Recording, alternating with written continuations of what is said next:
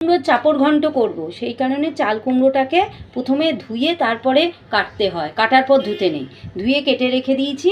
আর এদিকে ডাল ভিজিয়ে রেখেছিলাম, এই ডালটা এবার বেটে নেবো, ভেজে নেবো। কড়াইয়ে তেল দিয়ে দিয়েছি, এই যে ডাল বেটে একটু সামান্য নুন দিয়ে এগুলো বড় বড় বড়ার মতন একটুখানি তেল দিয়ে চাপড়ের মতো ভেজে নেবো। চাপড়গুলো ভাজা হয়ে গেছে, এবার এগুলোকে তুলে নেবো। কড়াইয়ে তেল তেতে গেছে, তেজপাতা একটা আর শুকনো লঙ্কা ফাটিয়ে একটা দিয়ে দিলাম, আর একটু পাঁচ ফোড়ন দিয়ে দিলাম, দিয়ে নাড়াচাড়া করে এবার চাল কুমড়োগুলো দিয়ে দিলাম। চাল কুমড়ো দিয়ে এবার নাড়াচাড়া করে এবার এতে হলুদ দিয়ে দিলাম, লবণ দিয়ে দিলাম,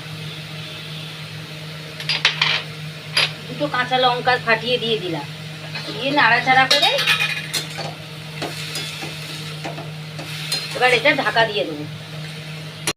চাপড়গুলো এইভাবে গুঁড়ো করে নিলাম, চাল কুমড়োর মধ্যে দেব। এবার চাল কুমড়োটা দেখি খুলে, চাল কুমড়োতে কোনো জল দিতে হয়নি, ওর জলেই চাল কুমড়ো সিদ্ধ হয়ে গেছে। এবার এর মধ্যে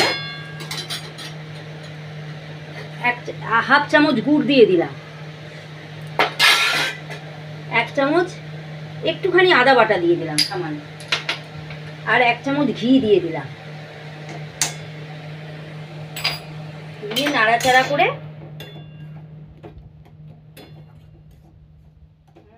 নিয়ে এর মধ্যে এই চাপড়গুলো এরকম গুঁড়ো করে দিয়ে দিলাম।